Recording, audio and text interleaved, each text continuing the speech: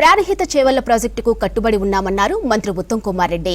తుమ్మడిహట్టి దగ్గర ప్రాజెక్టు పనులు త్వరలో ప్రారంభిస్తామన్నారు. ఇక కాళేశ్వరంపై జ్యుడిషియల్ విచారణ కొనసాగుతుందన్నారు. కేంద్ర జలశక్తి మంత్రి పాటిల్ను కలిసి ఎన్డీఎస్ఏ రిపోర్ట్ ఇవ్వాలని కోరామన్నారు. కాళేశ్వరం డీపీఆర్ కు నిర్మాణానికి చాలా తేడా ఉందన్నారు మంత్రి ఉత్తమ్. ఇక బీజేపీ ఎమ్మెల్యే హరీష్ బాబు కాళేశ్వరంపై అడిగిన ప్రశ్నలకు మంత్రి ఉత్తమ్ సమాధానమిచ్చారు. రాష్ట్రంలో ఇరిగేషన్ శాఖ పాపాలపై మాట్లాడుతున్నారన్న భయంతో సభ నుంచి బీఆర్ఎస్ నేతలు పారిపోయారన్నారు బీజేపీ ఎమ్మెల్యే హరీష్ బాబు. తుమ్మడిహట్టి దగ్గర రాక్ సాయిల్ ను వదిలేసి లూజ్ సాయిల్ ఉన్న మేడిగడ్డ దగ్గర బ్యారేజీ కట్టడంతోనే కాళేశ్వరం కుంగిందన్నారు. ఇక లూజ్ సాయిల్ లూజ్ ఫౌండేషన్ మీద ప్రాజెక్టు కట్టడం బ్లండర్ మిస్టేక్ అన్నారు.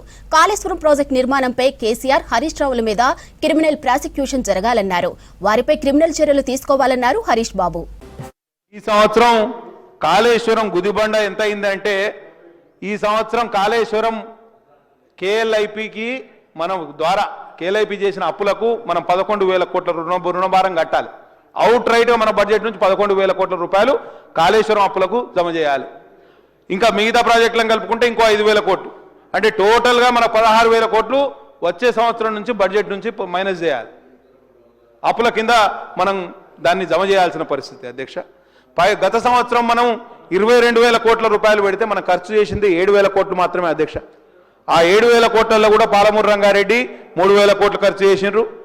సీతారామసాగర్కు 660, కాళేశ్వరానికి 630, సీతమ్మ సాగర్కు 440, దిండికి 420. నేనేమంటున్నా అంటే ఇవన్నీ ప్రాజెక్టులు ఉమ్మడి మహబూబ్ నగర్, ఉమ్మడి ఖమ్మం, ఉమ్మడి నల్గొండ జిల్లాలోనే ఉన్నాయి.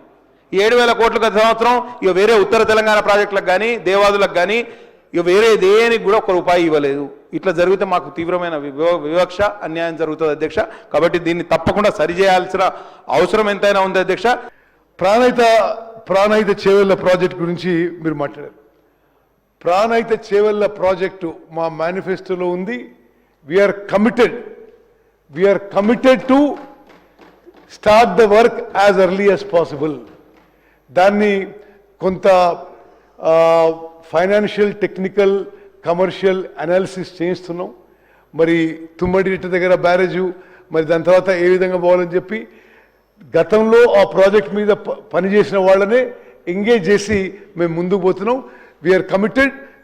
తుమ్మడిహట్టి దగ్గర ఈ ప్రాణహిత చేవెళ్ల ప్రాజెక్ట్ పనులు కూడా అతి త్వరలో మేము మొదలు పెడతామని చెప్పి నేను మనం చేస్తాను. మీరు చెప్పిన విధంగా విజిలెన్స్ రిపోర్ట్ వచ్చింది, ఎన్డీఎస్ఏ రిపోర్టు. మరి నేను స్వయంగా ముఖ్యమంత్రి గారు నేను పోయినసారి ఢిల్లీ పోయి కేంద్ర జలవనరుల మంత్రి సిఆర్ పాటిల్ గారితో కలిసి ఎన్డీఎస్ఏ రిపోర్ట్ కూడా తొందరగా ఇవ్వమని చెప్పి కోరాం.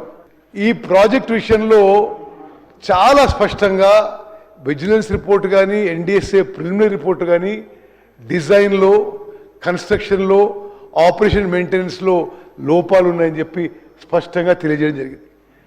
మరి అదేవిధంగా అంటే ఎంత సీరియస్ ల్యాప్సెస్ జరిగినాయంటే మరి నిపుణులు, ఈ నేషనల్ డ్యామ్ సేఫ్టీ ఎక్స్పర్ట్స్ వాళ్ళు చెప్పే విషయం ప్రకారం బ్యారేజ్ డిపిఆర్లోనేమో షీట్ పైల్ ఫౌండేషన్ వాడతామని చెప్పి డిపిఆర్లో ఉంది.